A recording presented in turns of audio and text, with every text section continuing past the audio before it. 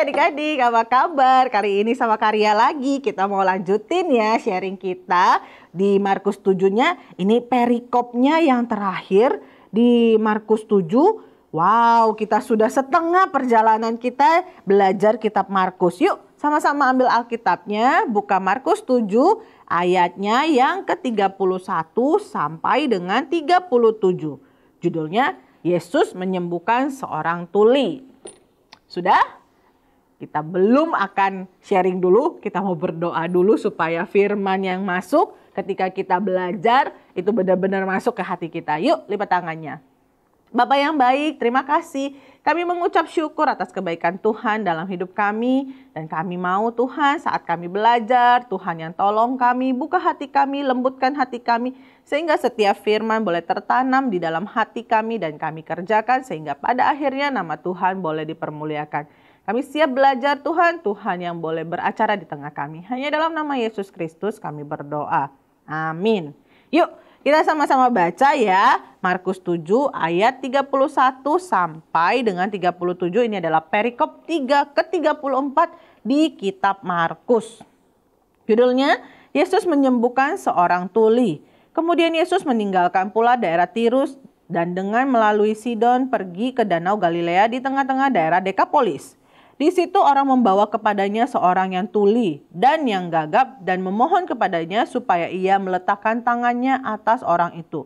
Dan sesudah Yesus memisahkan dia dari orang banyak sehingga mereka sendirian, ia memasukkan jarinya ke telinga orang itu, lalu ia meludah dan meraba lidah orang itu. Kemudian sambil menengadah ke langit, Yesus menarik nafas dan berkata kepadanya, Efata, artinya terbukalah. Maka terbukalah telinga orang itu dan seketika itu terlepas pula pengikat lidahnya, lalu ia berkata-kata dengan baik. Yesus berpesan kepada orang-orang yang di situ supaya jangan menceritakannya kepada siapapun juga, tetapi makin dilarangnya mereka, makin luas mereka memberitakannya. Mereka takjub dan tercengang dan berkata, ia menjadikan segala-galanya baik, yang tuli dijadikannya mendengar, yang bisu dijadikannya berkata-kata. Nah, kalau adik-adik sudah pernah dengar cerita-cerita sebelumnya, Yesus itu punya banyak segala macam cara untuk bisa menyembuhkan orang gitu ya.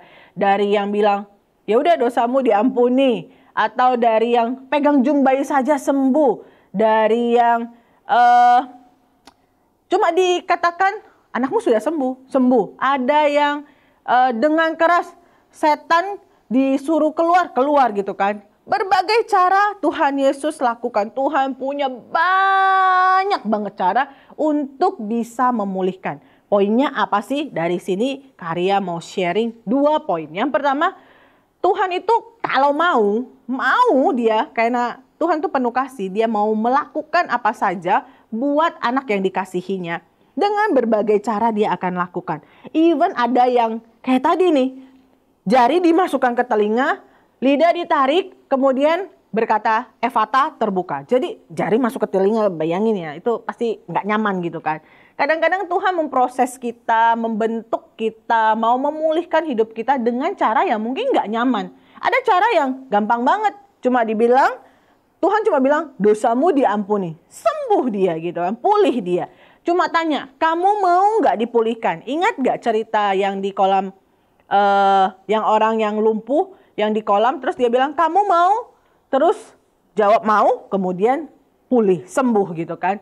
Jadi kadang-kadang ada cara yang menyakitkan, ada cara yang tidak mengenakan, tapi ada juga cara yang lembut yang Tuhan lakukan untuk bisa memulihkan hidup kita. Yang mau kita lihat di sini adalah ketika Tuhan mau memulihkan hidup kita, mungkin kadang-kadang ada hal-hal yang tidak enak gitu ya. Kalau kok dia enak sih Tuhan?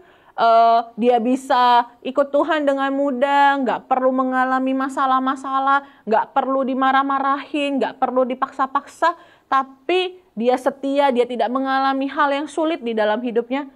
Itu adalah anugerah yang Tuhan berikan kepada dia. Tapi ketika kamu mengalami, Tuhan kenapa sih saya harus susah dulu, saya harus capek dulu, saya harus sakit dulu, saya harus menderita dulu baru bisa Tuhan pulihkan.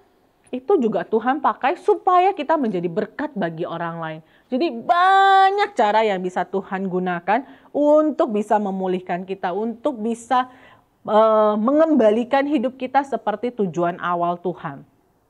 Lalu poin yang kedua, apalagi yang mau kita belajar dari cerita ini? Sebenarnya banyak hal yang bisa kita pelajari, tapi Kak Ria share 2. Yang kedua adalah Tuhan Yesus berpesan kepada orang untuk jangan kasih tahu ya. Tapi apa yang terjadi? Semakin ditahan, semakin diberitakan. Begitulah kebaikan Tuhan. Semakin kita berusaha menahan kebaikan Tuhan, kita nggak bisa. Karena apa? Karena Tuhan terlalu baik. Pasti semua orang akan melihat, orang yang nggak bisa ngomong, orang yang tuli, kok bisa jadi seperti itu? Dan kita nggak bisa menyimpannya. Kita nggak bisa menahannya untuk bilang, Tuhan yang kerjakan ini di dalam hidup saya. Kalau bukan Tuhan, gak mungkin saya seperti ini.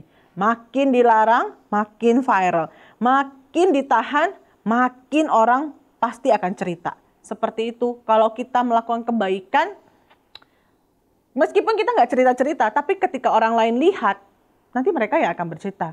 Meskipun kita nggak bilang, aku anak Tuhan, aku nggak Tuhan. Tapi kalau hidup kamu menceritakan kebaikan Tuhan, orang pasti tahu, ini pasti anak Tuhan.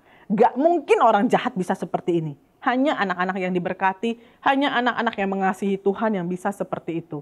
Jadi kebaikan Tuhan tuh gak bisa dibendung. Kamu mau tolak pun, kalau Tuhan bilang kebaikan itu harus ada di dalam hidup kita, kita mau menceritakan kebaikan Tuhan, pasti akan terjadi.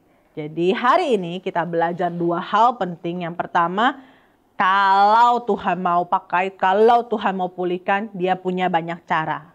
Even sekalipun itu menyakitkan, sekalipun itu nggak mengenakan, sekalipun itu menyusahkan kita, sekalipun itu memberikan hal yang mungkin nggak nyaman, tapi percayalah itu demi kebaikan kita dan itu pasti akan jadi berkat buat hidup kita. Dan ketika kita sudah menikmati berkat Tuhan, ketika orang-orang menikmati berkat Tuhan, maka kebaikan itu akan terpancar kemana-mana, semakin dinikmati orang lain, semakin diketahui banyak orang lain, dan nama Tuhan makin dipermuliakan. Yuk, mari sama-sama kita bikin Tuhan Yesus jadi viral karena hidup kita yang luar biasa diberkati oleh Tuhan, karena kebaikan Tuhan di dalam hidup kita. Gak enak sekarang, it's okay. Tuhan itu punya cara supaya kita jadi berkat buat orang lain.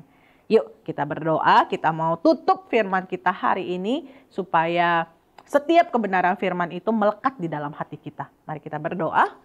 Bapa yang baik, terima kasih. Kami bersyukur Tuhan boleh kembali mengingatkan kami betapa baiknya Tuhan di dalam hidup kami. Meskipun dengan cara-cara yang tidak kami pikirkan, dengan cara-cara yang mungkin akan terasa tidak nyaman bagi kami. Kami tahu Tuhan itu membawa kebaikan buat hidup kami, itu akan menjadi alat buat Tuhan untuk boleh memberkati orang-orang di sekitar kami.